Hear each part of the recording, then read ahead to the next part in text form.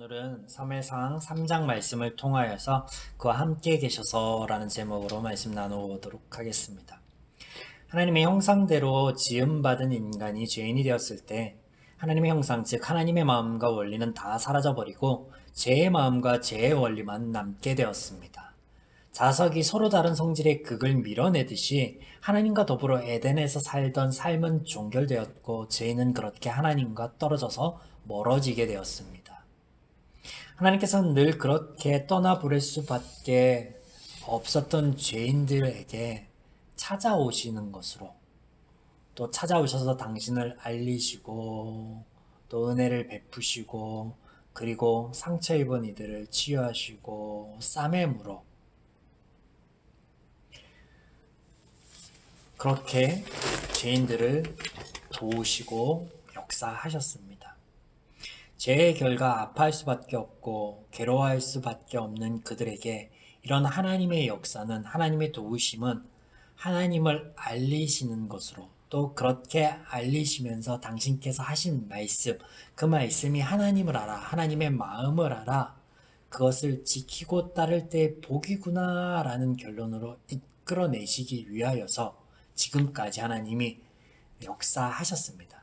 이런 하나님의 역사, 하나님의 자기 알리심, 이 계시가 이스라엘이라는 민족을 통해서 드러나고 있었죠. 우리가 지금까지 나누고 있듯 이스라엘은 출애굽의 모든 여정과 약속의 성취를 경험하였습니다. 또 이것을 통하여서 앞서 말씀드린 것처럼 하나님이 어떤 분인지, 또 하나님의 말씀이 그들 삶에서 어떻게 선하게 역사되는지를 경험하여서 알게 된 이들입니다.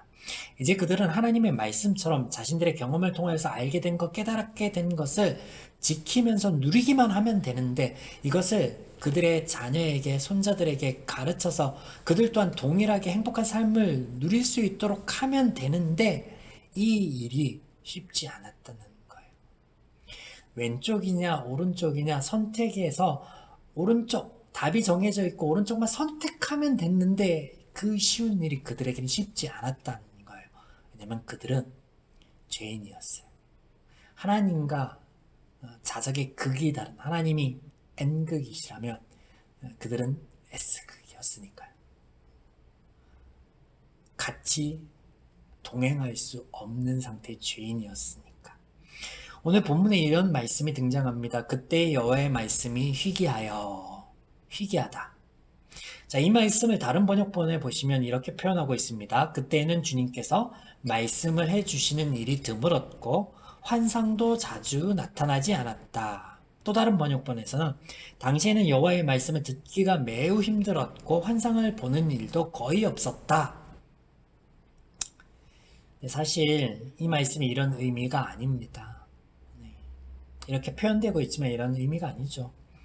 지난주 말씀을 나누며 엘리가 그의 자녀들에게 하나님을 전하고 가르치지 않았다 하였습니다. 서두에 말씀드린 것처럼 이스라엘은 자신들이 경험하고 알게 된 것을 지키고 또 그들의 자녀에게 가르치는 일에 실패할 수밖에 없는 죄인이었습니다. 사무엘상 2장 12절에 엘리의 아들들은 베리알의 자녀들아 여호와를 알지 못하더라. 네, 그들은 죄인이었고 죄의 자녀였습니다. 그래서 하나님을 알지 못하는 자들이었습니다. 이게 죄인을 향한, 이스라엘을 향한, 엘리와 엘리의 자녀들, 엘가나와 한나와 그의 가정과 사무엘, 모든 사람들을 향한 정의예요. 당시의 모습이었다는 거예요. 지금 우리들의 모습이 아니라 당시의 모습. 하나님께서 그들 위하여 역사하지 않음도, 누군가를 세워 알려주시지 않음도, 말씀하여 주시지 않은 것도 아니라 오직 죄인들이 하나님을 잃어버렸고 가르치지 않은 영적인 상태, 그것을 나타내는 말이 오늘 본문에 등장하는 여호와의 말씀이 희귀하여입니다. 하나님께서 알려주시지 않은 것도 아니라 역사하여 주시지 않은 것이 아니란 말이에요. 그렇게 하였지만 하나님은 늘 하나님을 밀어내는 그들에게 다가가고 또 다가가고 역사하고 말씀하여 주시고 세워주시고 그랬지만 그들은 계속 하나님을 외면하였고 하나님을 떠나보냈고 하나님을 말씀을 듣지 않았고 그런 영적인 상태가 여호와의 말씀이 희귀하여 라고 표현되는 거예요. 반대로 신약 성경을 보시면 주의 말씀이 흥황하여 주의 말씀이 흥황하네 라는 표현들이 자주 등장합니다. 사도행전에 특별히 등장하죠. 이런 표현들은 어떤 표현이냐면 하나님께서 막 역사하시고 하나님께서 특별히 뭐 은혜를 베푸시고 뭐 천지가 진동할 어떤 기적과 이적을 행하시고 뭐 이런 게 아니에요. 그런 말씀이 아니라 어떤 말씀이에요? 초대교회 교인들과 사도들이 하나님의 말씀을 부지런히 가르치고 배우는 열심을 내는 모습들, 이것을 표현한 게 여호와의 말씀이 흥황하매 흥황하여 뭐 이렇게 표현되었죠. 그와 같은 거예요. 그와 같은 거예요.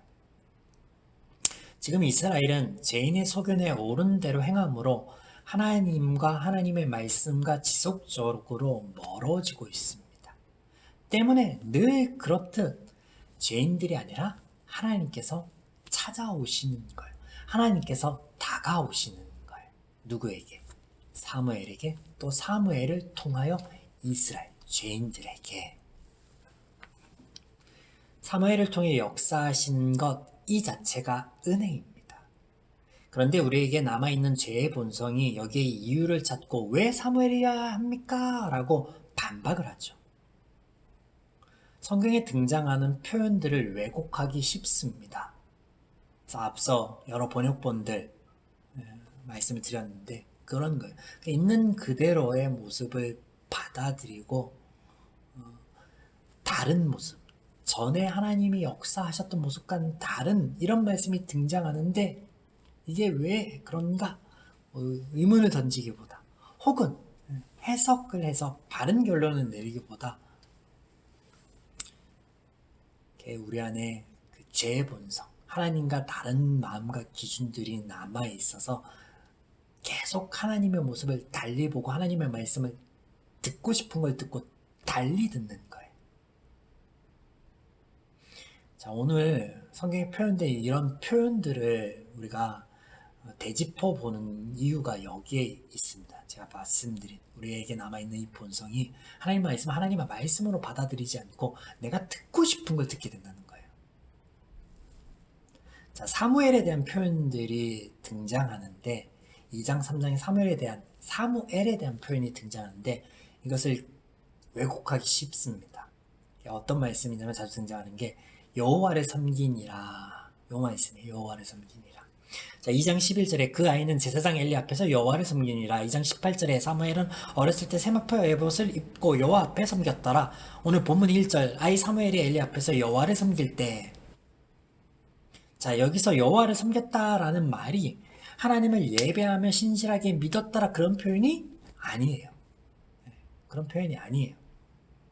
그냥 굳이 얘기하자면 그 영어의 work, 일했다는 거예요. 어려서부터 사무엘이 신실하게 예배를 하고 예배를 드리며 하나님을 알아가고 믿었다라는, 그렇게 우리가 받아들인다면 1절 이후에 등장하는 다음 구절이 우리를 적지 않게 당혹해 만듭니다. 어떤 말씀이 등장하는 7절. 사무엘이 아직 여호와를 알지 못하고 하나님을 예배하고 하나님을 섬겼다면서요. 하나님을 알아갔다면서요. 그런데 7절에서는 사무엘이 아직 여호와를 알지 못한대. 그러면 그간에 걔는 무엇을 섬기고 무엇을 예배한 거예요? 앞뒤가 맞지 않죠. 앞뒤가 맞지 않죠. 네. 사무엘 강해를 시작하면 제가 드렸던 말씀을 매 순간 여러분 잊지 마시기 바랍니다. 여기 등장하는 사람들은요 모두 죄인이에요. 죄의 마음, 소견에 옳은 대로만 하는 이들이 등장하는 거예요. 사사기야 동일하게, 룻기야 동일하게, 뭐 뿐만 아니라 죄인들의 모습과 동일하게. 자, 사무엘의 가정, 엘리의 가정 속 이야기를 지금까지 3번에 걸쳐 말씀을 나누었습니다. 그들은 그저 죄인이었고 그들 가정 안에 믿음, 신실, 경건, 거룩 그 어떠한 것도 없습니다. 그 안에 있는 사무엘도 특별할 것이 없습니다. 인간적으로는 버려진 불쌍한 아이일 뿐입니다. 제가 이 말씀을 지난주에 드렸더니 한 분이 제게 이 일을 제기하시더라고요. 버려졌다는요. 부모가 그를 버렸다니요. 아이 엄마가 어떻게 얻은 귀한 아들인데 그를 버렸다니, 그를 위해서 옷 지어서 막 입히고 그를 돌보았지 않습니까? 라고 반문을 하시더라고요. 그래서 제가 아브람 때부터 있었던 이야기를 해드렸죠. 몰렉을 섬기고 그리고 또 불 가운데 자녀들을 지나가게 하는 어떤 인신 제사가 그 당시에 흔했음을, 그 당시에 그 사람들, 이 부모들은요, 자녀를 향한 사랑보다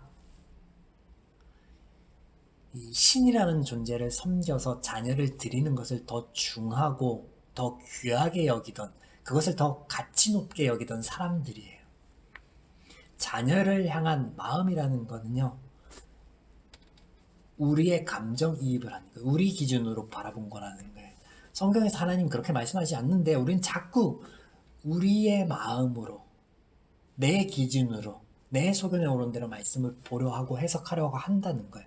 그러니까 제가 하나님 말씀을 계속해서 차근차근 창세기부터 풀어왔음에도, 지금까지 풀어왔음에도 불구하고 제가 그렇게 말씀드렸더니 그거 목사님 소견입니까? 그렇지 않은 것 같은데요?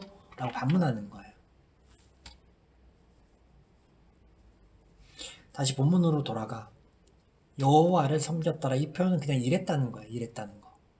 성전에서 제사를 드릴 때 홈리와 비느하스의 심부름을 한 거예요. 뭐 속된 말로 시다였죠. 시다. 이리 와라 그러면 오고, 가라 그러면 가고, 시키는 일 그대로 하고. 사무엘은 하나님께서 함께 하시는 은혜를 입은 자예요.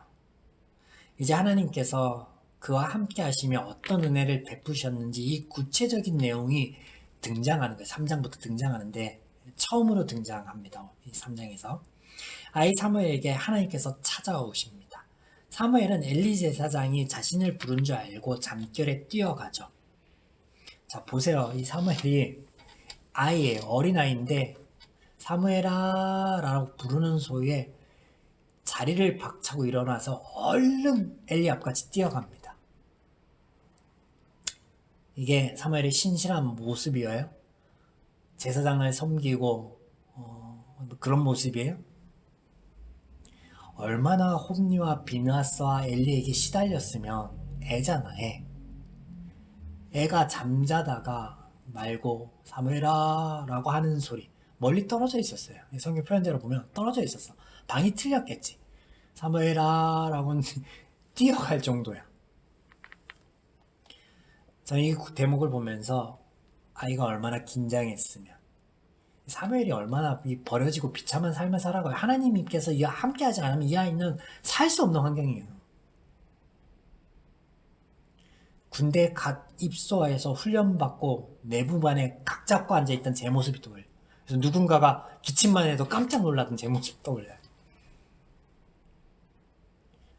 하나님의 은혜가 아니면 살 수가 없는 거예요. 왜 사무엘이냐고요? 우리가 묻는 것조차도 교만이지만 그여야만 했어요. 그 당시 상황. 그리고 하여튼 하나님의 은혜입니다. 모든 게 하나님의 은혜예요. 하나님의 선택과 하나님의 말씀하여 주심과 하나님의 행함에는요, 오점이란 있을 수 없는 거예요. 그게 베스트고 그게 우리를 위한 최선이라는 것을 잊어버리면 안 돼요. 여하튼 사무엘을 부르는 걸 3번 반복하죠. 사무엘은 엘리가 불렀는지 홈리와 비느하스가 불렀는지 깜짝 놀라서 일어나서 쫓아가기를 3번을 반복합니다. 이쯤 되니 그래도 비둔하고 어리석지만 제사장으로서의 수십 년을 통밥이란 게 있잖아요. 내가 부른 게 아닌데 자꾸 얘가 반응을 한다. 신이 얘를 부르는구나. 눈치채죠. 그래서 이렇게 말씀을 해라 라고, 이렇게 말을 해라 라고 전하기를, 말씀하십시오. 주의 종이 듣겠습니다. 이렇게 해라 라고 시킵니다. 그래서 사무엘이 하나님께 들은 말씀이 이렇습니다. 여호와께서 사무엘에게 이르시되 보라, 내가 이스라엘 중에 한 일을 행하리니 그것을 듣는 자마다 두 귀를 울리리라. 두 귀가 울리리라. 내가 엘리의 집에 대하여 말한 것을 처음부터 끝까지 그날에 그에게 다 이루리라. 자, 보세요. 한 한 일을 듣게 할 것이고 그 일이 들릴 때 그 이야기를 듣는 사람마다 경적을 울릴 것이다 라고 하면서 들려주는 말이 뭐냐면요, 2장 후반부에 한 사람을 보내서 엘리와 엘리의 가정에게 하신 말씀과 같은 말씀을 누구에게? 사무엘에게 하는 거예요. 다른 말이 아니라 사무엘에게 특별한 말씀 하시는 게 아니라 이미 하신 말씀을 한 번 더 하시는 거예요. 사무엘에게 하신 말씀과 같은 말씀을 들려주신다. 자, 이런 하나님의 역사, 하나님의 방법이요, 지금까지 계속 반복되어졌던 방법이고 하나님의 일하심이라는 거. 지금까지 하나님께서 당신을 떠난 죄인들에게 당신을 가르치시고 알리셨던 동일한 방법입니다. 사무엘에게만 처음 등장하는 방식이 아니라 계속 반복되었다는 거예요. 하나님께서는 말씀하시고 이것을 성취되는 것을 그간 이스라엘은 보았습니다. 그래서 하나님만이 참 신이시며 하나님을 떠난 결과도, 그들이 죄를 지어 당하는 결과도 하나님께서 미리 말씀하여 주셔서 하나님이 전지전능하신 분이시구나, 하나님 말씀대로 되는구나, 하나님 말씀이 참이구나, 하나님 말씀이 참이니까 이 말씀을 지키면 우리에게 이롭구나 라는 것을 체험을 통해서 알리시는 것, 이게 하나님의 방법이었는데, 이런 하나님의 역사가 사무엘에게 동일하게 하나님께서 하시는 거예요. 엘리에게 했던 말 사무엘에게 하고, 또 이 말이 사무엘과 엘리 통해서 이스라엘에게도 전해지고, 그래서 하나님 말씀대로 되는구나, 잊었던 하나님의 말씀에 대한 경각심을 이렇게 세웠거든. 그게 하나님을 섬기게 하기 위해서, 하나님을 막 받들기 위해서가 아니라 그들 위해서 그렇게 하실 것이다 라는 지금까지와 동일한 말씀이라는 거죠. 자, 하나님께서 이렇게 역사하실 때 엘리는 하나님과 하나님의 세우심의 목적과는 반대로 행합니다. 제가 자석에 극 이야기 한 것 기억하시죠? 그럴 수밖에 없어요. 엘리가 사무엘을 불러다가 묻습니다. 윽박 지르고 또 제대로 말 안 하면 내가 저주할 거다 라고 얘기합니다. 자, 사무엘은 엘리에게 지금 들었던 말을 이야기하기 쉬워요? 쉽지 않아요? 쉽지 않습니다. 아이예요. 그리고 엘리의 두 아들 얼마나 얘를 괴롭혔겠어요.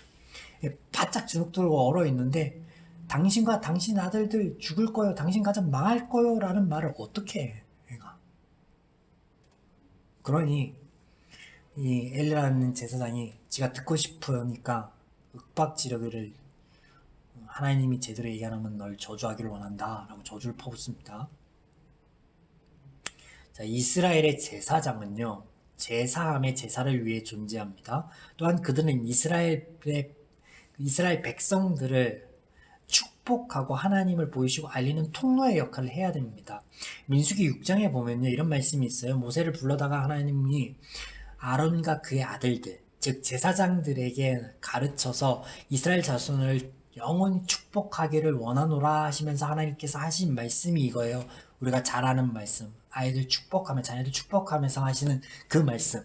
여호와께서 내게 복을 주시고 너를 지키시기를 원하시노라. 여호와는 그의 얼굴을 내게 비추시며 은혜 베푸시기를, 여호와는 그 얼굴을 내게 향하여 평강 주시기를 원하노라.